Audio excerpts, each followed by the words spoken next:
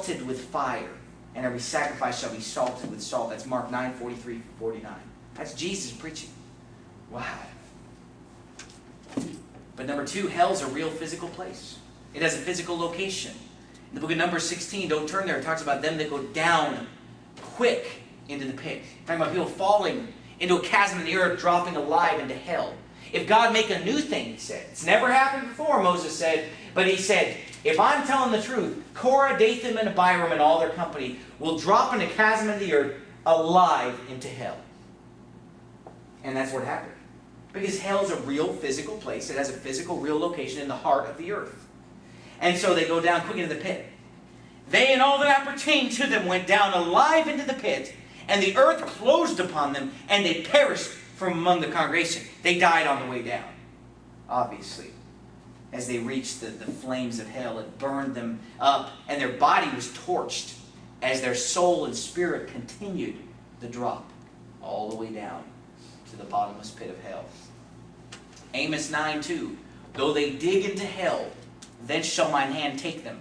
Though they climb up to heaven, thence will I bring them down. It's a physical place. Ezekiel 32:18, unto the nether parts of the earth with them that go down into the pit.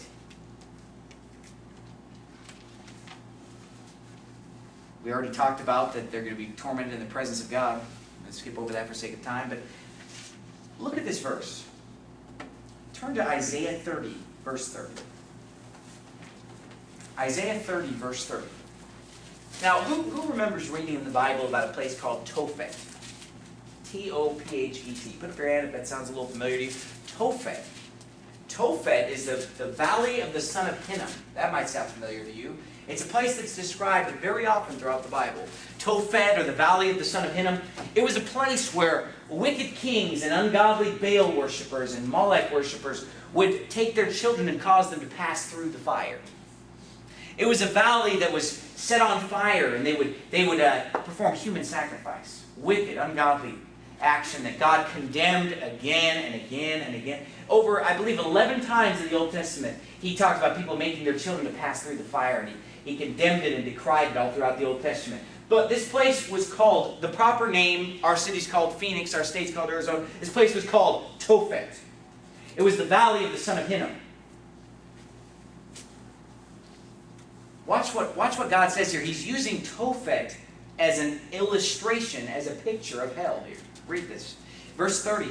And the Lord shall cause his glorious voice to be heard, and shall show the lighting down of his arm, with the indignation of his anger. This is God's anger. Are you reading it? And with the flame of a devouring fire, with scattering and tempest and hailstones. For through the voice of the Lord shall the Assyrian be beaten down and smote with a rod. And in every place where the ground and staff shall pass, which the Lord shall lay upon him, it shall be with tabrets and harps, and in battles of shaking will he fight with it. Listen to this. For Tophet is ordained of old. Saying it's from a long, long time ago. Yea, for the king it is prepared. He hath made it deep and large. The pile thereof is fire and much wood. The breath of the Lord, like a stream of brimstone, doth kindle it. You see that? Hell, what do we learn here? Hell is the culmination of God's anger. I mean, the flaming fire of his rage and wrath is what hell is. It's not separation from God. It's being right smack dab in the middle of God's wrath and anger. Turn to Revelation 14. We've got to hurry, we're running out of time, but turn to Revelation 14. Let me read this for you. John 3:36. He that believeth on the Son hath everlasting life. Never going to die. Breathe your last breath and be in the presence of God in heaven. He that believeth on the Son has everlasting life.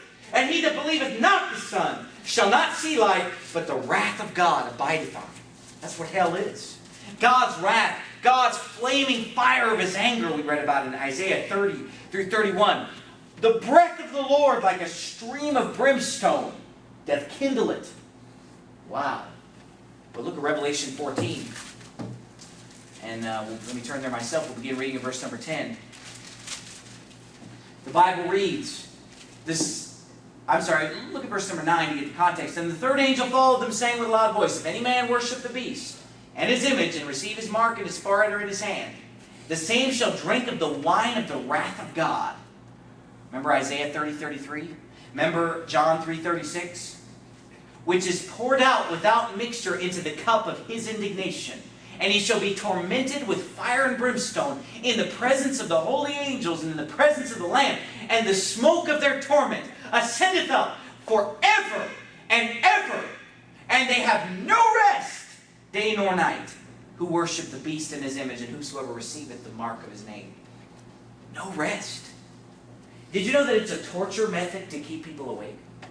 In places where people have been in concentration camps or maybe Vietnamese prison camps, part of the torture many times is sleep deprivation. There's torture when somebody's about to fall asleep and you wake them up. They're about to fall asleep again, you wake them up. Imagine no rest. Boy, isn't it good to go to sleep and rest? Boy, there's nothing like after a hard day or out in the Phoenix sun and the heat of the sun, and it just feels like it's baking your whole body and draining every ounce of moisture out of your body, and you're weary and tired. And sometimes you put your head on the pillow, that pillow feels so good. I mean, you'd rather be laying in that bed on that pillow, and I feel this way a lot. You'd rather be there than being on any sandy beach in the world, riding on any roller coaster. The only thing that you want, better than any meal, you just want to put your head on that nice cool pillow. And I remember what Daniel said, my sleep was sweet unto me. Because he was been awake and so tired, he talked about. And boy, sweet rest. And whatever happened in the day, you can just kind of lay it to rest. And his mercies are new every morning. Great is thy faithfulness, Lamentations chapter 3. You can lay your head down on your pillow and it's all over. Rest. In hell, there's no rest. Day or night. Never to rest again.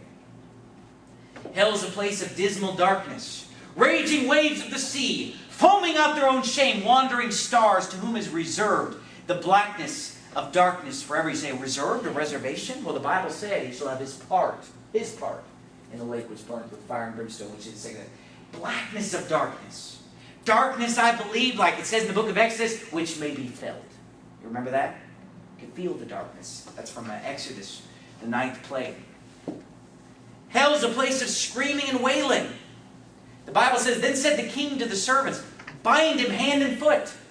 It's a place kind of like I talked about that closet. You can't really get around much. You can't move around too much because you're bound in chains. The Bible says, reserved in everlasting chains under darkness unto the judgment of the great day. But he says, bind him hand and foot and take him away and cast him into outer darkness. Referring to the lake of fire, that is. Referring to the new location of hell when it's going to be away from the earth. It's going to be in outer darkness where hell is relocated in Revelation 20. There shall be, saying in that place, there shall be weeping and gnashing of teeth. Men are going to be gnawing their tongues in pain, grinding their teeth and wailing. The word wailing is just, ah! It's not just a scream, it's like a wail. It's something that, see, screaming doesn't really involve your vocal cords. Wailing is more of something where you're vocalizing almost like saying something, but you're not saying anything. You're just, wah! It's a horrible sound. Imagine listening to the wails. You ever been in the... I remember when my wife was giving birth in the hospital with our first child. You could hear wailing down the hall from other women who were giving birth. And you hear the mixture of a couple different people screaming and wailing. Imagine being in hell and there's hundreds and thousands and millions of people wailing around, screaming. Not only that, but hell is a place, believe it or not, of flesh-eating worms. The Bible says in Isaiah 4, verse 12, it says, the worm is spread under thee. In verse 11, the worms cover thee. Talking about hell. It's a place where you're covered in worms that are covered. The Bible says, the worm shall feed sweetly on thee. You see, hell is a place of horrific creatures. Did you know that there are living creatures in hell? Because you remember in Revelation chapter 9, God opens up the bottomless pit. Actually, he sends the angel of the bottomless pit, Apollyon or Abaddon, which is not the devil. I proved that from the Bible many times. The devil is thrown into hell by Apollyon in chapter 20. You know, the angel of the bottomless pit. He has the key, he opens it up. So it can't be the same person. The angel of the bottomless pit opens it up, and you remember those locusts that come out of the bottomless pit in Revelation 12 and torment men on the earth 5 months? Remember the tails like scorpions and the teeth like lions, and they have breastplates, and they go around and they